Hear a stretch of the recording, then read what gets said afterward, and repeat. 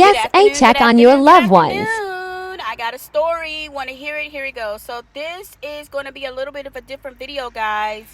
I'm going to talk about a situation that I witnessed this afternoon.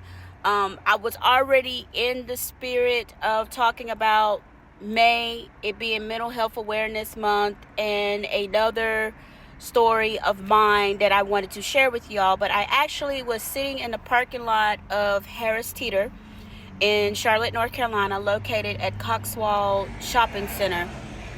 And as I was sitting in the parking lot, something just said, sit there for a minute, go ahead and scan your receipts of things that you just recently purchased. As far as the Fetch app, I utilize that app. Please, guys, take part in that app. It helps save you money over the long run, and you can get gift certificates and things like that. But as I was sitting there in my car scanning coupons, I kept hearing something that sounded like a leaf blower. I didn't think nothing of it, but I kept hearing it, and then something just said, my intuition tuned in and said, look up, see what's going on, be aware of your surroundings. So as I was looking out of my window, I started seeing people look concerned, and they were taking out their phones and they were filming.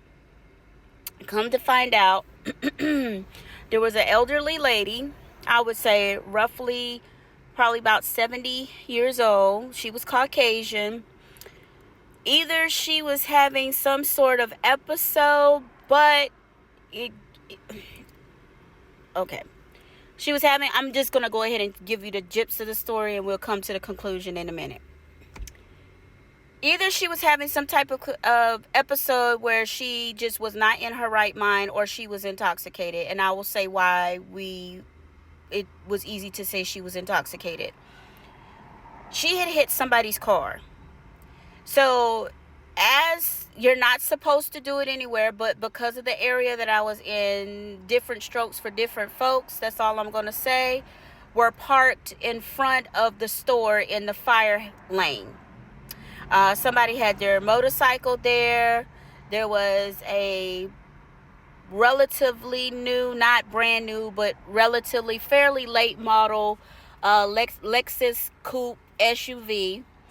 And she was driving a Hyundai Terrain, late model car. She had hit the person's car. However, it wasn't registering to her that she needed to cut her car off. She needed to stop. She just had her foot on the gas, and she was just bawling her tires. So that noise that I was hearing was her in her mind thinking she was getting away. Luckily, the car has minor fender damage to it. It's not totaled, but whoever's car that was, I was out there for almost an hour, because the way she was parked, her car was parked, or where she had hit this car was directly behind where I was parked.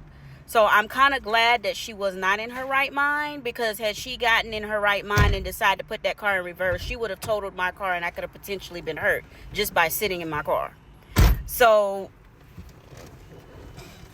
at the end of the day, I got out of the car. I walked up to her car while she still had her foot on the gas, and she wasn't paying anybody any attention, because at this point, other people had started trying to approach her too. Because we wanted to make sure that ultimately that she was okay. But again, you have to be cautious nowadays, because you don't know who is who, regardless if they old, young, or what. You have to approach people with caution. So I'm knocking on the window and asking her, ma'am, are you okay? Could you please stop? Stop, ma'am, stop. You can't go anywhere. Could you please cut your car off? And of course, she's not listening to anybody. So there was a gentleman beside me. Luckily, she did have her window down far enough where you could actually stick your hand in the car. He unlocked her door, because of course, with the car being owned, the doors were automatically locked. He unlocked her door. We tried to talk to her and say, are you okay? She, of course, still wasn't responding to us. And I said, are you a diabetic? We're trying to ask her what her name is and things, and she's just not paying us any attention. But as we look into the side door on the spot that has like where you could store things, we noticed a big bottle of Pinnacle vodka in the door, top off. I didn't really smell alcohol on her, but it was open. It's obviously she had been drinking, okay? And she had hit this person's car. The gentleman ended up putting his foot on the brake, putting the car back in the park, cutting the car off. As we were standing there still trying to get her to respond to us, she cut the car back on. So finally he reached back inside, because she did have the door open. And remind you, her seatbelt is still fastened, and she's still trying to get out of the car with the seatbelt still fastened. Just by observing what was in the car, she is handicapped. It looks like she's had surgery done to her knees, and she did have a walker in the back of the car. Like literally, that is how she gets around, is with that walker. However, she was not responding to us, and we steady trying to, to get her to cooperate with us. At some point, a couple people started calling the police and the medics to make sure that she was okay.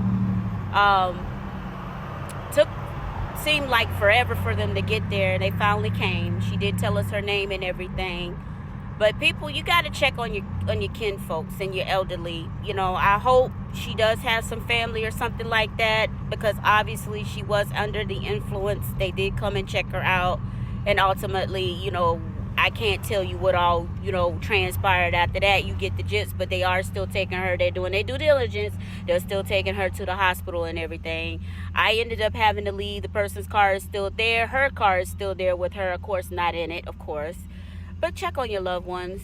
Like I said, everybody weighs the weight of the world on their shoulders. Old, young, we all do. And unfortunately, we don't always make the best decisions when the weight of the world is on our shoulders. So again, I cannot stress enough that this is Mental Health Awareness Month.